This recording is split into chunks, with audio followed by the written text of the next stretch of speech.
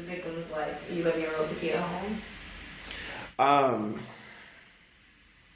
Damn. How do I feel about it? I feel like not being a Chicago native really affects my ability to feel like I have a lot that I can say about it. I mean, the city feels a lot like home, but it would be foolish of me to speak on things that I do not completely understand. What I will say is that I move from the framework of kill only if you have to. Takia did not deserve to die. All right. All power to the people. Alderman. All power to the people. All power to the people. All power to the people. All power to the people. All power to the people. This visual is for this family that lost their child. It's not just this visual is for them. Exactly. They should be the ones up here speak. But then they will speak. And they will speak. No. Come on, give me a break. Give me a break. Don't disturb it. Trust me.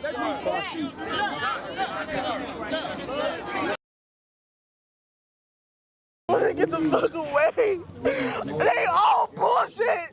They don't give a fuck about no kid dying in this fucking city! If you gave a fuck, you do something! You ready to go? Come around.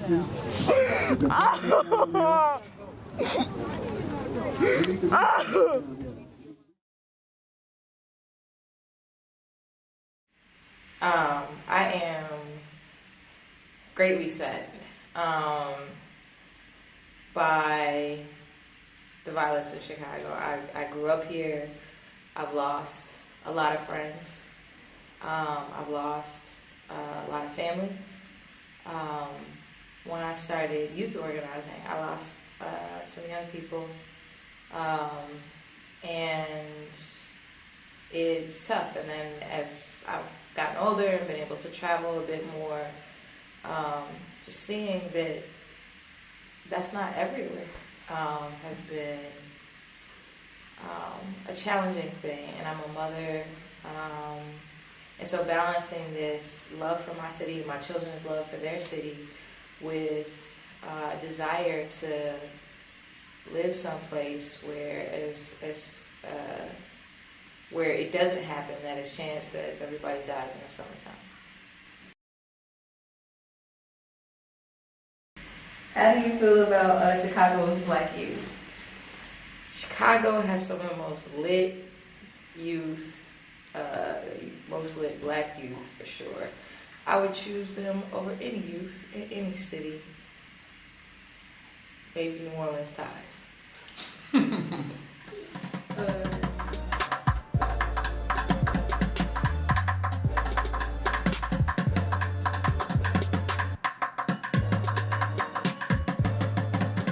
You are a walking poem. Even after racing and running rapidly, you gain a restoration of respiration. Every breath is a birthday for a poet like you and I. Everyone with me, breathe in, breathe out. You're like 1 billion years older than when I first started this poem. This is a language that we all speak well. We call on those freedom fighters that walked us before us, that paved the way for us. Asa, Philip Randolph, Marcus Mosiah Garvey, Malcolm X, Martin Luther King, Medgar Evans. Come, have your drink as we pour and say libation.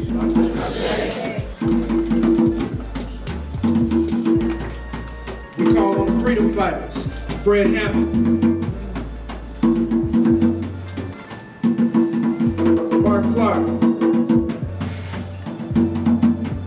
all of those ancestors that paved this way for us, those that made it okay for us to be out here protesting, those who showed us how to do it.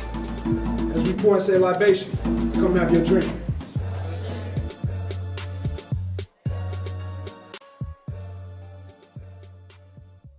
Long story short, our story shy.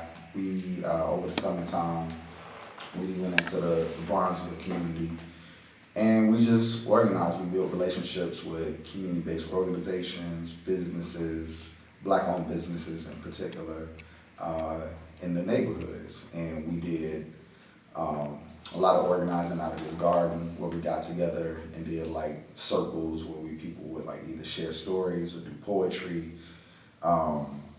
We partnered with other people and did events in the park where we gave out free food and had music and entertainment. And then we also like surveyed the community to an extent to find out what they looked at as like safety. What does community mean to them? And then we wanted to like record people's stories and tell their narratives, contrary to what the media portrays about people.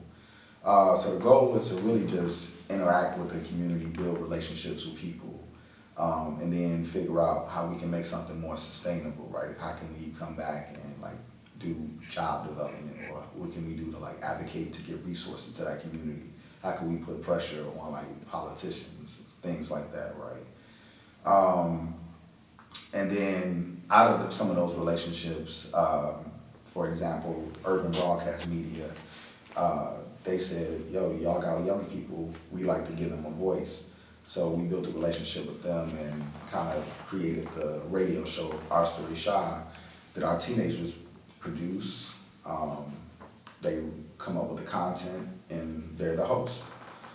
So it's a completely youth-led initiative, and they do that every Saturday. They air at noon off UBM. And then lastly, the Black Power Youth Summit. Same kind of concept. We wanted young Black people to come together and really be empowered with their own voice to tell their stories, to get together.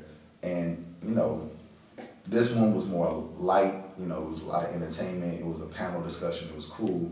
But we want young people to get more in depth and have like more deeper conversation around the conditions of their community, what the future looks like, what are some alternatives to the lives that they live under some of these systems like policing, like prisons, like jobs, all these kind of things, right?